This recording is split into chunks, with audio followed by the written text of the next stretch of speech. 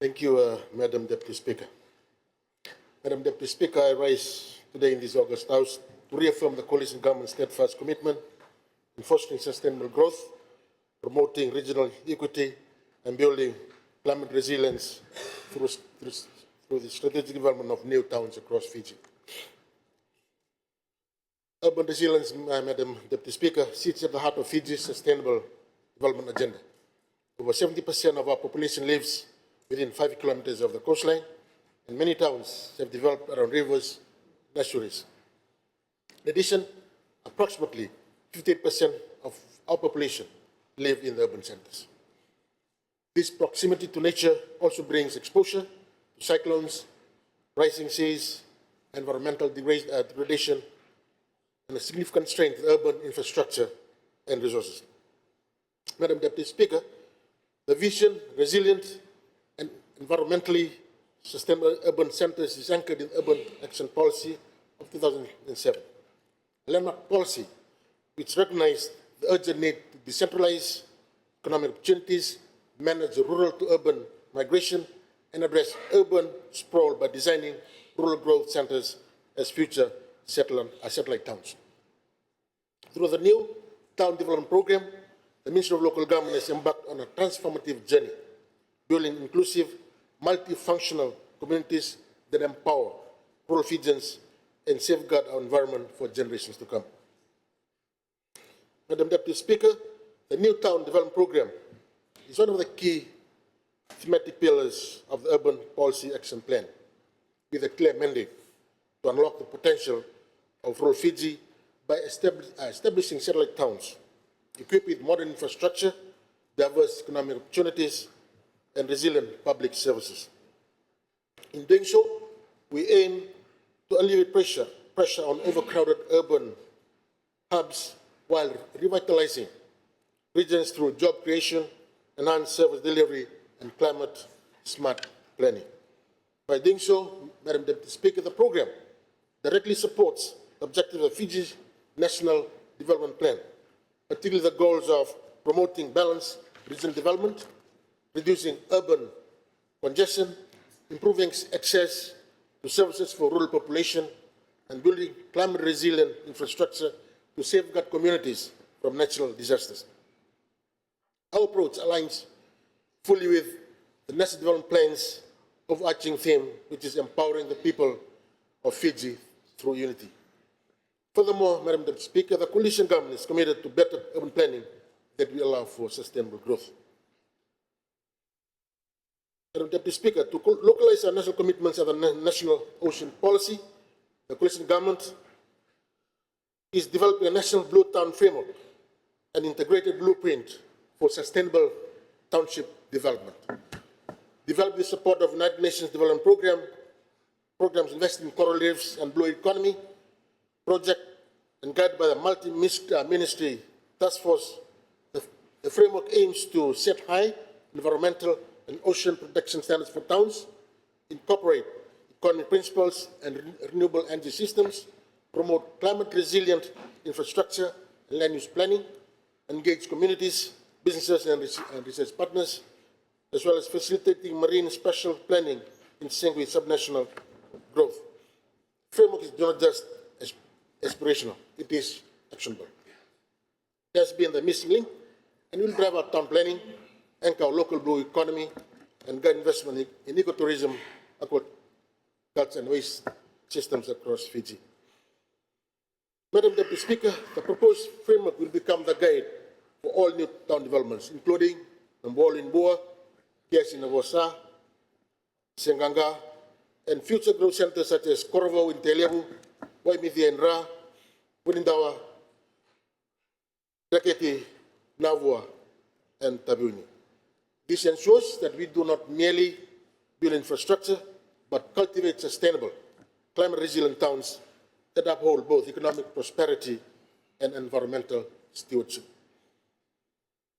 I'm pleased, Madam Deputy Speaker, to now provide this House with detailed updates on this Nambowalu, Kiasi, Senganga projects, alongside our plans for future growth centers, including the ones that I mentioned earlier. Madam Deputy Speaker, the Numbol Town Development in Bua stands as the flagship project of the new Town Development Program, which was initiated in 2016, but serious commitment was only made in the early 2024 by this coalition government. This project has 3 phases: to develop 23 commercial and 5 industrial lots, a future market, and bus stand, allocated spaces for government agencies, as well as short-term accommodation to provide opportunities for travelers to stay in Nambualu and contribute to its economy. All documentation design phases are complete and civil works are progressing for phase 1. The Ministry, Madam Deputy Speaker, has also taken flooding issues into consideration and has included creek alignment as part of phase 1 to mitigate issues and create more land area for the development of Nambualu. The Ministry, local government is also working closely with the Department of Lands and the Tokay Trust Board to acquire this area to be included in the development list. The completion of the Nambualu Township development is expected to be completed in the 2027-2028 financial year. The Nambualu Township is supported by critical infrastructure that is expected to be completed in 2 months. That is a Nambualu passenger terminal. This was a project awaited by the people of Nambualu and the travelers who frequent this port. We are working closely with the Ministry of Public Works and Meteorological Services to get a passenger movement system in place in Nambualu. This will allow for better records of what is moving in and out of Vunulevu through this port. To further protect the community and the environment, Madam Deputy Speaker, the Ministry is also in the process of acquiring a foreshore lease. The Director of Lands to construct a coastal protection structure with a boardwalk, fully aligned with the broader climate adaptation strategies and national vision. Madam Deputy Speaker, KIC Township is a coalition government's collective effort to improve government services and economic growth of the province of Novosa through the development of 27 commercial lots, a future market and bus stand, and civic lots for government offices, including the National Fire Authority Station. Last year, we completed partial works on the road, stormwater drainage, sewer reticulation, and fire hydrants. With the continued efforts of the Ministry and stakeholders, the township is projected to be complete by end of this year.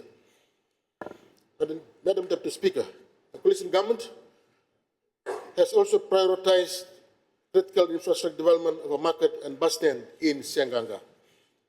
Following a competitive tender process, a design-build contractor has been appointed, and building plans approval shall be finalized this week.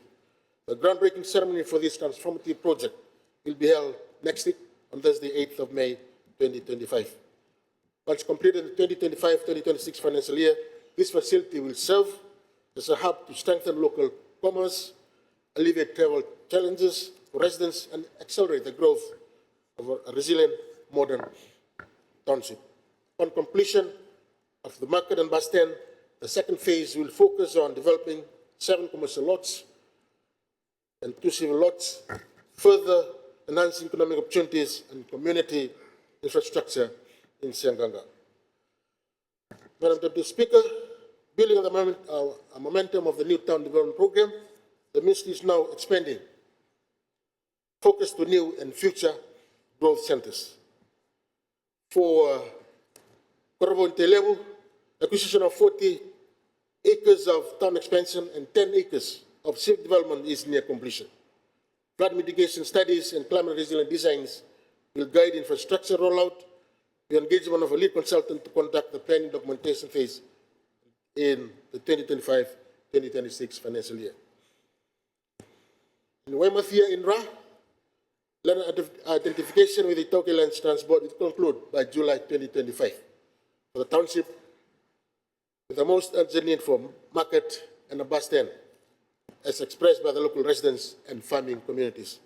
The Ministry shall also conclude the preparation of the Waimithia Local Area Advisory Plan by the end of this financial year. In Tabuini, Madam Deputy Speaker, leases are being secured for a new Nangara market and bus stand with environmental and geotechnical studies to tentatively commence in the 2025-2026 financial year, which shall ensure climate-smart construction. Local area advisory plans, Madam Deputy Speaker, will be completed for Wunindawa, Raketi, and Nabua by the end of the current financial year to ensure that all new developments align with the sustainable growth frameworks where the Ministry commences planning and documentation works for these identified growth centers beyond the 2025-2026 financial year. Madam Deputy Speaker, the Nabua Local Area Advisory Plan shall be upgraded into a draft town planning scheme which shall be informed by the existing land use and up-to-date approved survey plans, as the Ministry is currently working with other infrastructure agencies to concurrently effect in upgrades to critical infrastructure such as roads, water and sewer within the proclaimed boundary of Nabua, advancing works on the proposed township. The works for the declaration of the Nabua Township, Madam Speaker, started back in 2017, but didn't eventuate with reasons known only to the former minister. And we are committed to complete this process. Madam Deputy Speaker, the Police government is committed to building not just infrastructure, but resilient, inclusive communities. Guided by the proposed National Blue Town Framework, we are ensuring that each town supports a circular blue economy, reduces environmental impact, enhances the livelihood of all Fijians. Community engagements remains central to our approach. From Talwa sessions in Ra to planning flood risk consultations in Corvo, local voices continue to shape every development. Madam Deputy Speaker, the Police government is not merely constructing townships, we are building lasting legacies of sustainability, resilience, and unity. As we advance works in Nambualu, Piasi, and prepare to break ground in Senganga, the plan for new townships in Corvo, Waimithia, Punindawa, Tabeni, Reketi, and Nabua, we reaffirm our unwavering pledge, and no Fijian will be left behind. Not only, Madam Deputy Speaker, I thank you for the opportunity to deliver my minister's statement this morning.